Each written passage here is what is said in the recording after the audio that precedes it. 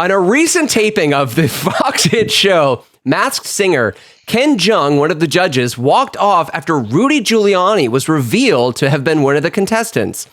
Leading me to this next question for our guests. Who do you hope to see on next week's episode? The KKK's David Duke or George Floyd's murderer, Derek Chauvin? Oh, God. You have to answer, both of you. What was the first one? I want to go with Laquan McDonald's murderer, Van Dyke, who's complained and complained and complained. He's a piece of shit Chicago cop who went to jail. I want him. All right. So you might have your wish. Wow, Rachel, I can't believe you gave me an answer. That was a joke question.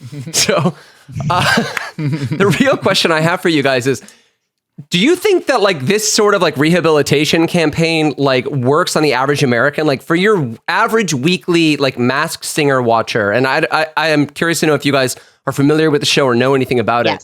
Like, do they walk away from this like they see like Rudy Giuliani in like a fucking gorilla suit singing like my ass, my crack, my pussy, and my back, and they're like, you know, this guy's not so bad. Like, do you think that this is effective, or what do you guys think? So I'm kind of unfamiliar with the show. I am very familiar. I've watched a lot of seasons because I'm a very much a TV-aholic. So the Masked Singer, Andy, just so you know, is like you basically have a contestant. It's like a singing, one of these, you know, thousands of fucking singing shows that we have, right? So you have a series of judges, and then mixed with furryism. Yeah, furryism. I don't think it really is. It's not like really adopted by the furry community, though, right? It's like it's like a cosplay aspect. Yeah, it's like. Okay, So they come out. So these people come out in like elaborate costumes, right? I mean, like they're very ornate. I mean, the production quality. I got it. You know, whoever is designing the costumes is doing a great job. So kudos to you. Thank you. And then they'll sing like a couple lines of a verse. 4 people will do this or something, and then the guests will vote off who sung the most poorly, and then that person has to take off their mask. And in this most recent episode of the show, it was Rudy Giuliani, which prompted one of the judges to walk off in a huff. Ken Jeong. Ken Jeong, yeah. So it's like, what do you guys think of this as like this like fucking PR move? Because he's and like Giuliani is like the second controversial politician to do this. Yeah, like Sarah Palin was on in March. Yeah, it just definitely smells like a PR stunt. Like the producers in the background being like, how do we create a little Crossfire / Jerry Springer moment of like controversy given our... Do you think that works though? Do you think like anyone's falling for that shit? I don't think so. And I feel like that's...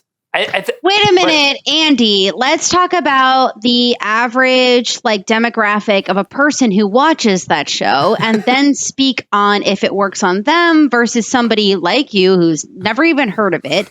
Did it work on you, Rachel? It worked on you. Rachel, did it work on you? Very funny, Shay. You just said you watch it every week. I work from home, and no, I did not watch it every week. What does that mean in We this all context? work from home. So I did watch the first like 3 seasons. I had them on as I was working. I think they're on Hulu or Netflix, what the fuck ever. But I had them on while I was working from home. So I understand the concept of the show. And to answer your question, no, for a person like me, it doesn't work. But I think like this is a larger discussion when you talk about the demographic of who watches these types of shows versus, you know, who reads about it later online and is like, oh, I'm appalled that they were on the show and fucking Sarah Palin was whatever. Right. So there was also, this isn't the first time that someone, well, it's not even like the 20th time that someone's gone on to the show to like try to reclaim their reputation or whatever. So, yeah, it's like a silly publicity stunt. I mean, nothing is going to save Giuliani from when he went to the lawn care thing and gave a press conference. So, like, I mean, come on. I don't know. What? I feel like, okay, these shows and shows like them, I think most sort of television in general, even stuff on Netflix, you'll see, there is some lowest common denominator that tries to appeal to the dramatic sensibilities in any given demographic. Like people, I think in some way, whether it's fictionalized drama, like, oh, here's this tense moment in this horror sci-fi I'm watching, or like documentary style, like, look at these fucking like idiots, like, you know, in some like, oh, can you believe this guy doesn't know where like this geography question is or whatever, like, you know, what's the guy? Are you smarter than like a third grader or something? Like, I don't know. Or Jerry Springer when they're like, oh shit, you know, like I feel like there are moments of this like shared in the middle of this Venn diagram between all demographics that there is this guilty pleasure in watching people in like heightened bits of emotion like that, right?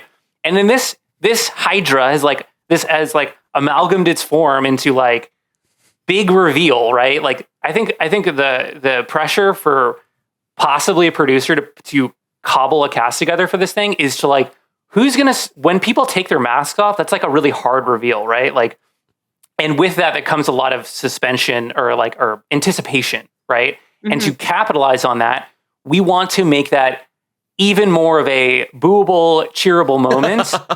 Yeah. And so it makes sense, like for the template of the show. I just don't like, is it newsworthy? And I think that's kind of the thing we get back to is like, yeah, like they're, you know, why isn't, you know, the guy's DNA test, he's actually the father, newsworthy? And I get like Rudy Giuliani's like in the headlines and everything like that, but sure. I feel like this guy is just going to like go to jail eventually or just fade into nothingness. And I don't know. To me, it's just like topical swill that you just kind of try to stay away from. And I don't mean to insult like people who are fans of the show at all. Like, because we have one on the show, but feel free to insult her, yes, please. I know, and I don't mean to insult. You know what? I'm leaving. No.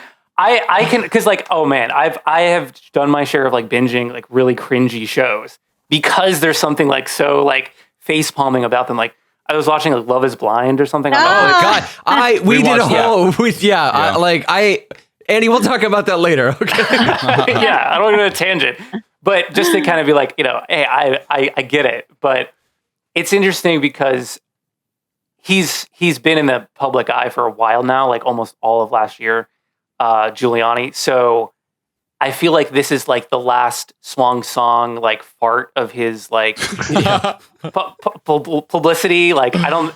Unless it's like going to jail or something like that. I don't know. But even like to your point, Andy, like you're talking about, is this newsworthy? The headline is that some actor walked off the set of some reality show because some fucking political goober was on the show and they didn't like their political stance. That was the actual headline. It didn't have much to do about Giuliani to begin with. It was that some other random actor didn't like what happened on a reality show. So he walked off, and then some guy who has naked ladies in his music video went and comforted him. So there you go. Like, I don't know. Is that newsworthy? I don't know. If it is, I'm going to go live in a hole. The weird thing about this is, like, Giuliani, like, may go to jail for, like, treason next year. Like, I mean, the chance of that, like, happening, but, like...